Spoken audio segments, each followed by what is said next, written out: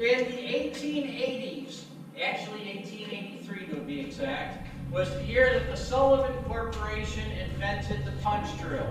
The punch drill ran on compressed air. It worked like a jackhammer. It did not rotate. They would drill a series of holes about a foot deep into the rock. They would pack these holes with dynamite and blast. In the 1890s, the Cleveland drill was invented. The Cleveland drill ran on compressed air, but it also had water moving down through that drill. The water would keep the internal mechanisms of the drill cool, and it would even flush the cuttings out of the hole, keeping the drill bit cool and the dust down. This drill was capable of drilling up to 12 feet deep in the rock, and they would also pack those holes with dynamite and they would blast. Now what I want you to remember from up here before we head underground, okay, keep this in the back of your mind, small heavy equipment, giant mountain of waste rock tailings, and hand tools, okay? With remembering that, let's head on underground.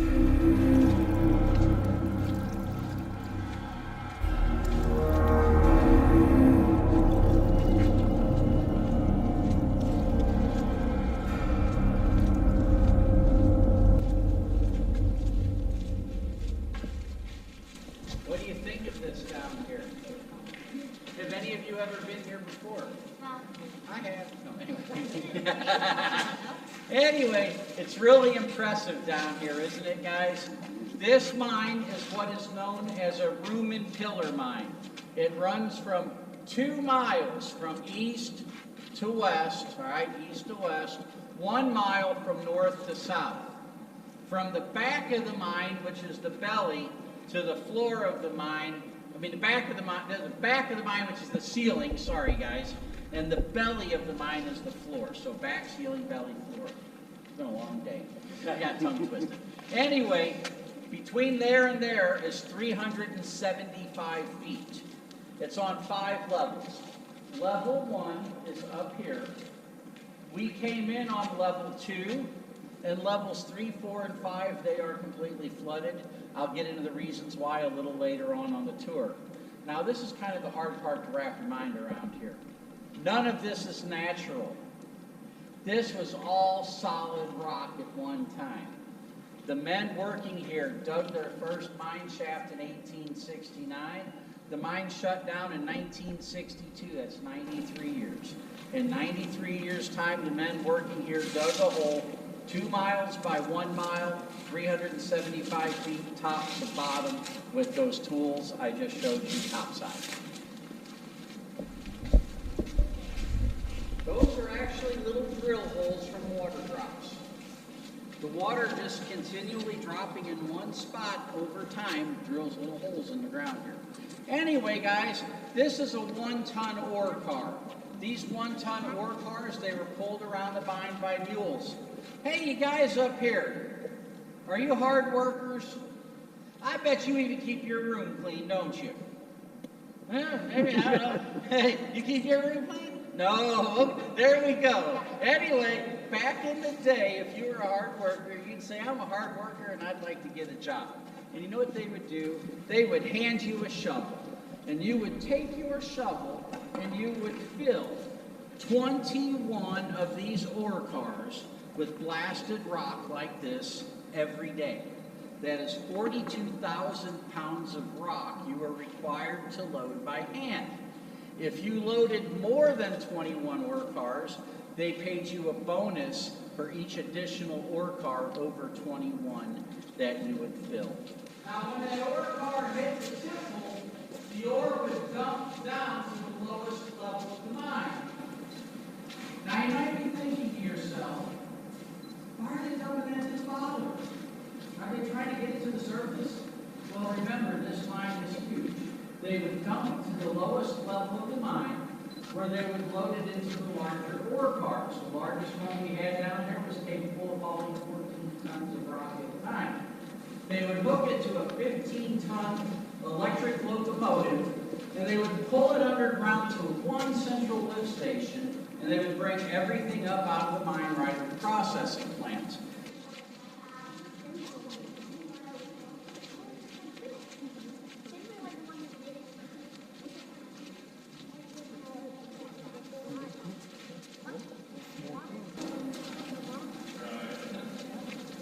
Look at the football.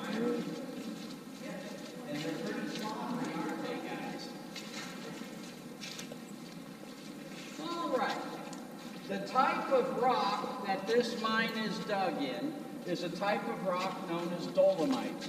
Dolomite is a sedimentary rock similar to limestone. Natural caves are formed in limestones and dolomites. Even though we are man-made, we are a hole in the ground, aren't we? So we act as a natural cave would. Water, as it moves down through the rock, it dissolves minerals out of the rock, mainly calcite.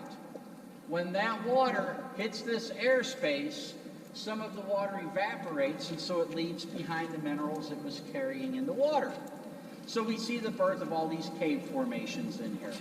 Up here, these are little stalactites beginning to grow.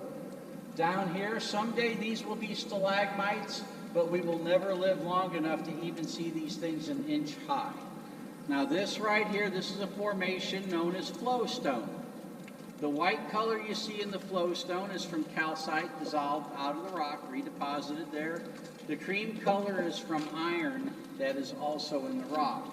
Now we're going to see a lot of different colors in here in our formations today. I'll get into the reasons why. The one thing we ask, however, is whenever you see the formations near the trails, please do not touch them because oils from our skin will damage them and stop their growth. This mine shaft we are looking at here, this is the Clinton shaft. It was named for Clinton Hoadley, who was the 3rd president of St. Joseph Lead Company. From the surface to the very bottom is 120 feet. Now this particular place is actually one of the most historically significant places in all of mining history from around the world, is right here. Have you guys ever heard of a piece of equipment known as the diamond core drill? If you haven't, the diamond core drill is basically a tripod, okay, drilling rig. They would have sections of pipe that they would attach together, and they would drill the pipe down into the earth. When they pulled the pipe up out of the ground, there would be a core sample of rock in the middle of that drill bit. With this type of drill, you can see everything in the rock beneath your feet wherever you drill. This is an original core sample from right here in BONNE TERRE, and even right there in the end of it, you can see there's a little fleck of lead, of galena right there. But this is a core sample from right here in BONNE TERRE.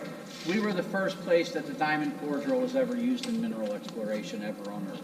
It was right here. It was invented in France in 1863 by a gentleman by the name of Rudolf Lascott. Rudolf Lascott invented the diamond core drill for drilling blast holes for the construction of the Mount Cenis Tunnel, which was the engineering marvel of its day on the border between France and Italy. Well, in 1869, one of the diamond core drills came to the United States. The first president of St. Joseph Lead Company read about this diamond core drill in a newspaper article. He then acquired one with an engineer, brought it here, and started drilling holes in the rock. This is the location of the 3rd exploratory hole drilled into the rock at BONNE TERRE, but this is the first location ever in mining history from around the world that an ore body was discovered by using the diamond core drill. That took place right here on this spot in June of 1869. All right, guys, this is what they were looking for right here. the mineral galena. This particular deposit of galena is what is known as disseminated galena. And disseminated means that it's spread all throughout the rock. Look, there's more of it up here, all this kind of slate gray stuff. It's all over in here. Well, anyway, this particular type of deposit is the reason why this mine is as large as it is.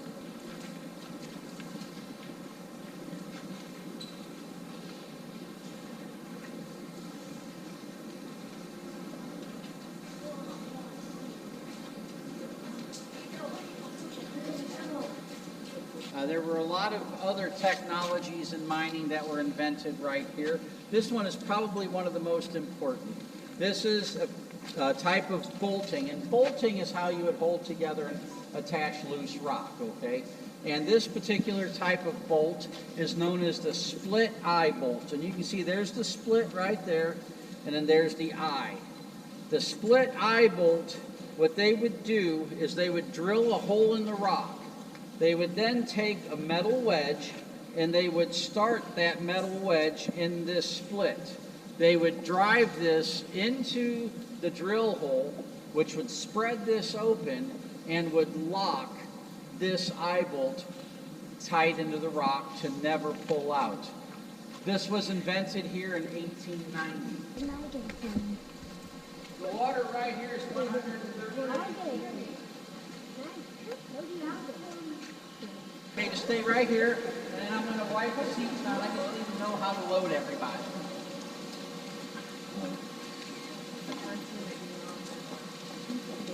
Oh, LED lights. Yeah. What do you think of that?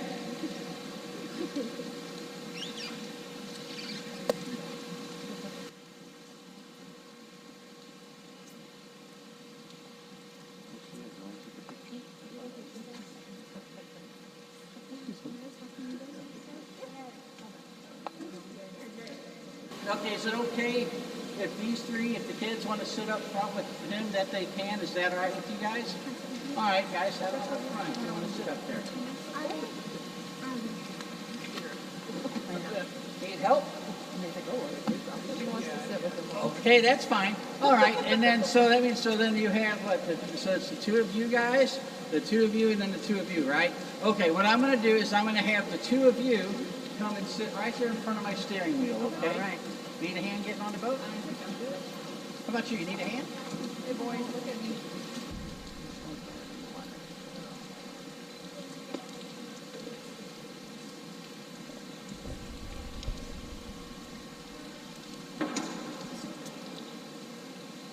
If you lean back in your chair and look up towards the back of the mine, look at the size of this space we're in right here, folks. Right here with no water. It's 200 feet from the back of the mine to the floor. A 20-story building would stand right here in front of us. Here we go, guys.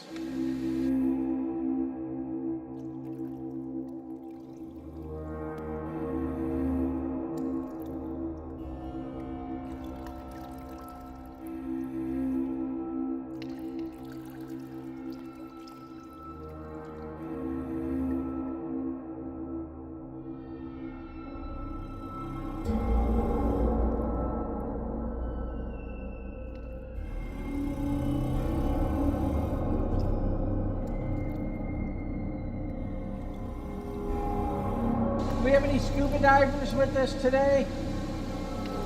We have 50 different dive trails in here. You have to be a certified scuba diver.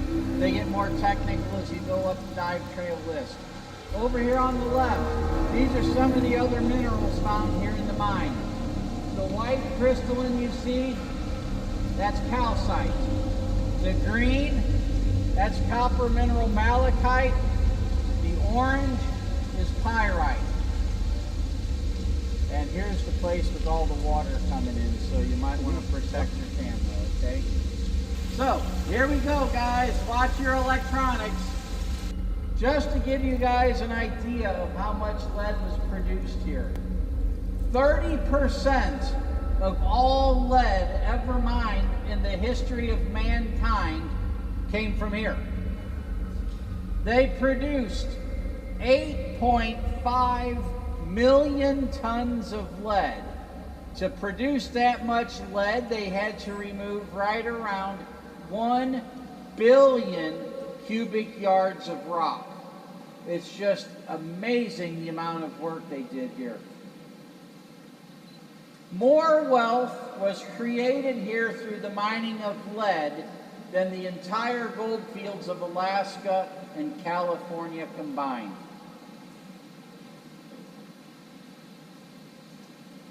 When the last of the mines in the old lead belt shut down in 1974, there was 350 miles of mainline railroad underground.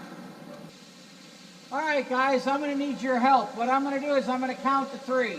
When I count to 3, I want you all to yell, "Yoo-hoo," as loud as you can. 1, 2, 3. Woo!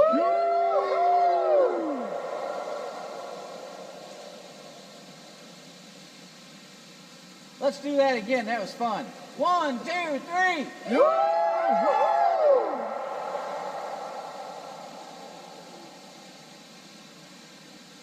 Isn't that cool? I actually get paid to do that. JT, different perspective from up there, isn't it?